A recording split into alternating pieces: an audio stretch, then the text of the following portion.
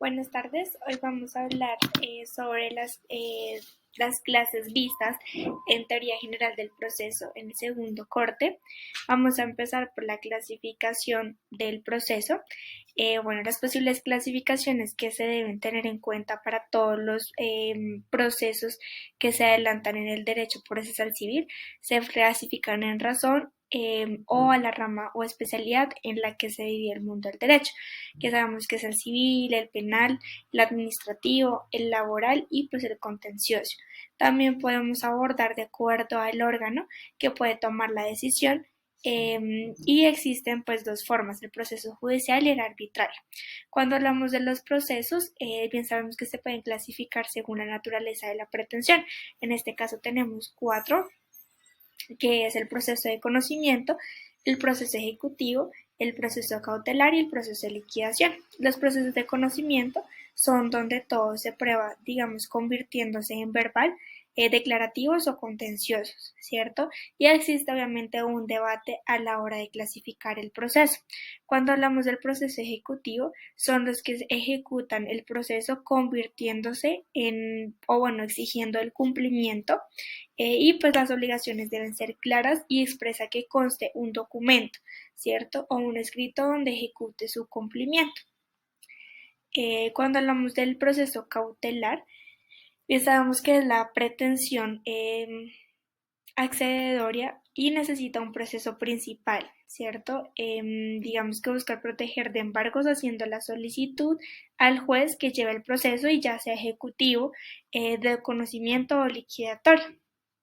Y por último tenemos el proceso de liquidación, que en este caso se encamina a auditar el patrimonio y los socios. El juez liquida las partes y asigna pues según los socios, ¿cierto? Listo, tenemos lo que son las reglas y el sistema del proceso. Tenemos lo que son las diferencias entre reglas y principios. Digamos que las diferencias entre las reglas y el principios no se clasifican, sino que, pues digamos que trata, para comprender el mundo del derecho, vive en constante cambio, ¿cierto? Entonces es la práctica social, digamos que regulizando, armonizando las actividades de la sociedad. Existen similitudes, diferencias y pues digamos que en este caso va de acuerdo pues también la conexión. ¿Cierto? Tenemos cuatro, digamos que son los principios, las reglas, la verdad procesal y pues las cosas juzgadas. Cuando hablamos de los principios, sabemos que son los mandatos de optimización, las normas de cumplimiento y pues que ordena que algo sea realizado. Eso es una norma de cumplimiento. Son generales, materializando o atendiendo las posibilidades jurídicas y armoniza las reglas. ¿Cierto? Cuando hablamos de las reglas, como los códigos no son aspiracionales, sino que materializadas como el legislador lo dijo, no son ponderadas ya que no lo necesita. Y podemos decir que los principios es la que deja de existir o ser las reglas, aunque no siga así, no sigue existiendo, no se quite, sigue existiendo. Y bueno, cuando hablamos de la verdad procesal, digamos que acá tenemos lo que es la verdad procesal, se crea una verdad según las pruebas. Siempre tiene que haber una prueba para poder hablar de una verdad procesal. Cuando hablamos de las cosas juzgadas, no se puede mandar la misma cosa. El sistema del reconocimiento es el lenguaje prescriptivo creado en el mundo del derecho, ¿sí? Los procedimientos judiciales es un sistema procesal. El sistema son reglas de una determinada materia o pues la situación enlazadas como conjunto para llegar pues a un fin, ¿sí?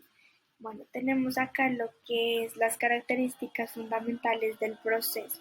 Entonces vamos a hablar de las características del proceso. Tenemos lo que es el sistema dispositivo procesal. El sistema dispositivo procesal, los derechos sustantivos, sustanciales en las pruebas pueden ser expuestas, manipuladas por las partes. ¿Sí? Cuando hablamos del inquisitivo jurídico procesal, la disponibilidad de las partes en derecho sustancial es mínima. Bueno, el sistema jurídico procesal mixto tiene entes dispositivo, entes inquisitivos y es la forma en que las partes resuelven de manera civilizada jurídicamente, ¿cierto? Bueno, aquí vamos a pasar a lo que son los elementos del proceso. Bueno, tenemos 6 elementos del proceso. Cuando hablamos, digamos, de la jurisprudencia, pensamos que es la facultad de declarar o reconocer los derechos particulares y privados por parte del Estado, ¿cierto? En casos en concretos, digamos que se da a conocer a los jueces donde se accede o se activa la jurisprudencia y reconocer quién tiene el derecho digamos, la facultad que tiene el Estado para decidir quién o quién tiene el justo derecho ante el juez en casos concretos, simplemente. Y bueno, la jurisprudencia la confunden con la competencia, el aspecto territorial, la rama judicial, la administración de justicia y la legislación. Pero cuando hablamos, digamos, de la competencia, en este caso, por ejemplo, es una categoría de la cual el Estado asigna unos procesos o unos asuntos, conflictos o algunos jueces eh, su competencia según la jurisdicción con la facultad de decir quién tiene el derecho, ¿cierto? El aspecto territorial. El legislador, digamos que asigna una suscripción territorial y asignando, digamos que asuntos según laborales, dividiendo a los jueces por jerarquías y según su competencia o especialidad. Digamos que cuando hablamos de la rama judicial, la asocian con las leyes o el Senado, ¿sí? Es el órgano que ejercitan en un caso determinado la jurisdicción por medio de las personas. Bueno, digamos que la administración de justicia es un derecho fundamental y la actividad que necesita ejercer el Estado para que los conflictos y dinámicas sociales tengan un camino a resolver, mientras que la legislación, digamos que la designa, bueno, radica no en la rama, sino en las funciones que cada uno realiza y la judicial al dictar su sentencia adquirir digamos que carácter definitivo en una ley para las partes, ¿cierto? Digamos que acá, cuando hablamos para poder cumplir la función, bueno, el poder para cumplir la función jurisdiccional, bueno, tenemos 4, que son los poderes de decisión, poder de ejecución, poder de coerción y pues el poder de documentación. Digamos que los poderes o potestades para cumplir una función, digamos que jurisdiccional, es el poder del juez para cumplir la jurisdicción y decidir quién tiene el derecho. Digamos que el poder de decisión, el juez es un caso particular, toma varias decisiones, órdenes para dejar el fallo o sentencia y pues da un proceso, digamos que deciditorios para resolver el conflicto y pues determina si la ley es institucional, ¿cierto? Eh, Mientras que el poder de ejecución consiste en lo que emite el juez que ordena y consigne en una sentencia su ejecución y cumplimiento, ¿sí? El poder de coerción. El poder de coerción es una facultad encaminada a remover todas las, digamos, como todos los obstáculos para formar el expediente y documentar el fallo según los documentos que el juez considere para tomar su fallo y decisión, ¿cierto? Digamos, vamos a hablar del poder de documentación. El juez expide los oficios para obtener las pruebas y pues oficios para formar el expediente y documentar el fallo. Hay otros asuntos de la jurisdicción, entre ellos pues está lo que es la delegación, la usurpación, la derogación y pues los conflictos. Cuando hablamos de la delegación de la jurisdicción, lo que se busca es conocer los conflictos de otra ciudad competente en su especialidad, digamos, para matrizar la solicitud, delegando su competencia. Mientras que la usurpación de la jurisdicción consiste en que un juez se toma atribuciones fuera de las facultades o competencia que fueron delegadas y se crea un competente en tomar la decisión que no conoce, ¿cierto? La derogación de la jurisdicción es cuando no acatan las órdenes o errores que se competen en los procesos, digamos que descuido del procedimiento. Y cuando los conflictos de la jurisdicción, la competencia para resolver los conflictos, última instancia, se llevan, pues digamos que sí, ya en la última instancia se llevan los casos a la Corte Superior y uno de sus dos secuentes, o bueno, más que todo, digamos que las dos seccionales en sus rama administrativa, digamos que ya toman la decisión en la Corte Superior. Bueno, acá tenemos lo que es la organización judicial. En la organización judicial está 4 puntos, que es el principio de permanencia. El principio de permanencia siempre va a existir, digamos, en cabeza de los jueces, y pues el órgano del Estado de la labor debe ser el juez. No se puede, digamos, no se puede remover o no se podrá quitar de manera arbitraria. El principio de jerarquización. Cuando hablamos del principio de jerarquización, digamos que hacemos énfasis en los poderes judiciales para hacer pesos y contrapesos de las jerarquías. Y en el principio de distribución, los poderes encaminados para administrar las ramas judiciales y distribuye lo que es la rama judicial en el territorio nacional. Por último, tenemos el principio de especialización. En este caso consiste que los órganos o los jueces sean especializados en su rama determinada y pues el principio para especialización es necesario para la demanda de justicia, ¿cierto? Tenemos, bueno, los funcionarios jurídicos, ya sabemos que, judiciales, ya sabemos que es el juez y el magistrado. Cuando hablamos del juez, sabemos que es el funcionario judicial unipersonal y el magistrado es el funcionario judicial que hace parte de un territorio de mayor categoría. Estos, digamos que los funcionarios judiciales.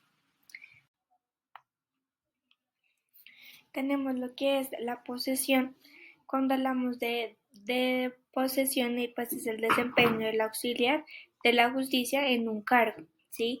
Se exige de la respectiva posesión del interesado, la cual se manifiesta dado juramento en el escrito de aceptación que le desempeñará con imparcialidad y buena fe. Tenemos lo que son los derechos. Los auxiliares de justicia tienen derechos a que una vez cumpliendo el encargo o bueno, con sus labores, se le asigne los honorarios pues respectivos. Tenemos lo que son las obligaciones. Las obligaciones de los auxiliares de la justicia se refieren a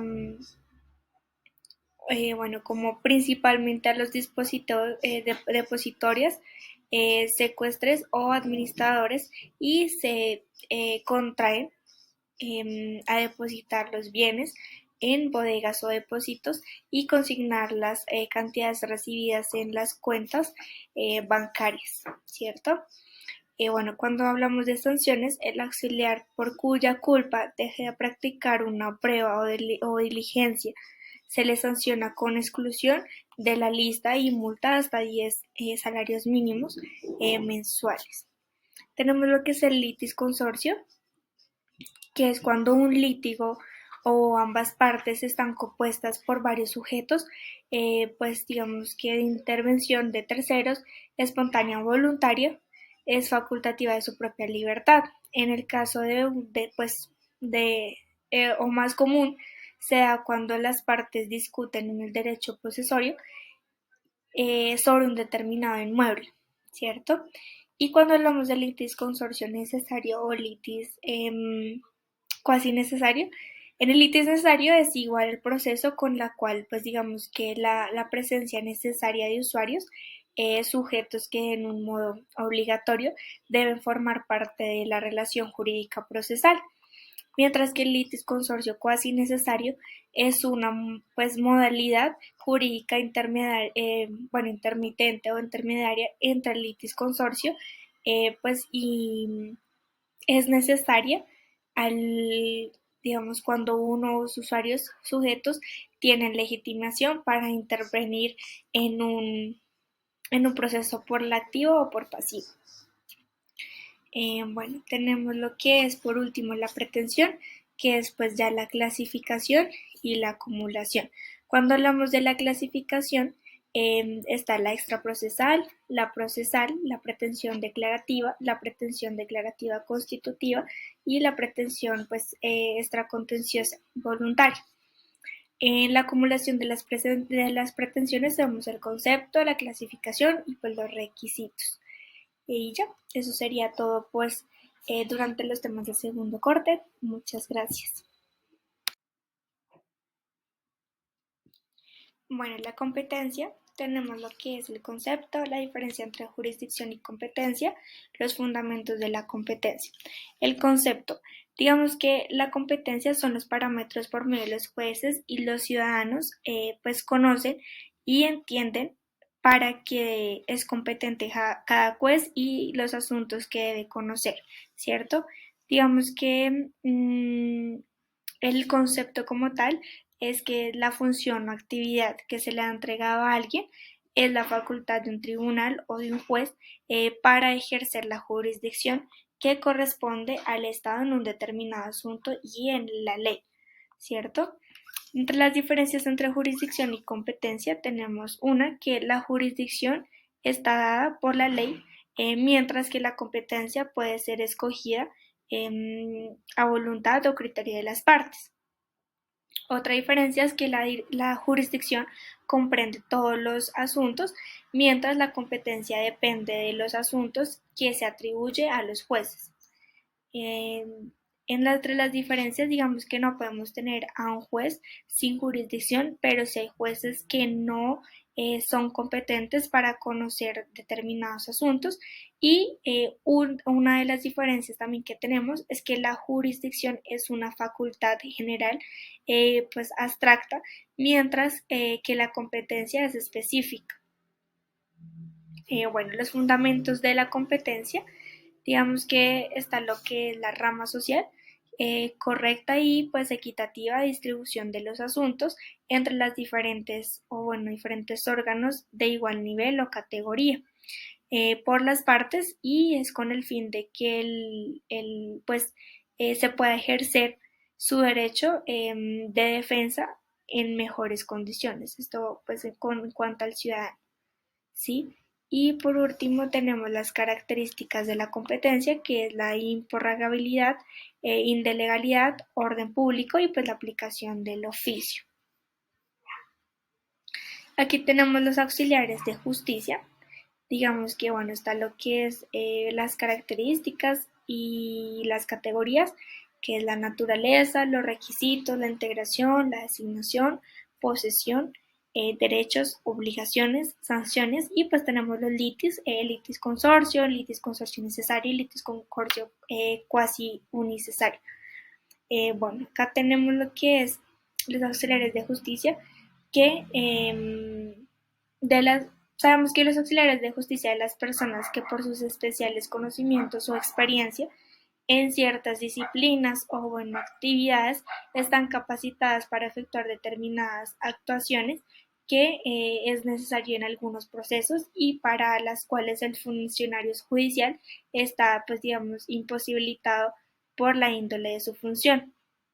En la naturaleza, los auxiliares de justicia son colaboradores del juez, pero sin que por ellos queden, digamos que, investidos de jurisdicción de acuerdo a la calidad del que otorga la ley para pues, ejercer el oficio público. Tenemos lo que son los requisitos. Los auxiliares de justicia deben tener unos requisitos para desempeñar el cargo. Eso pues pasa en todo y pues se clasifican generales o especiales. Bueno, digamos que acá tenemos lo que es la integración. Cuando hablamos de la integración, digamos que la integración es un acto que consiste en escoger el nombre de la persona que ha de formar parte de las listas de los auxiliares de justicia para el correspondiente periodo legal, ¿sí? Que es de 2 años normalmente. Y por último tenemos, bueno, acá la designación, que es el acto con virtud por el cual el funcionario judicial escoge la lista de personas que ha de discriminar en el cargo para auxiliar durante un determinado proceso.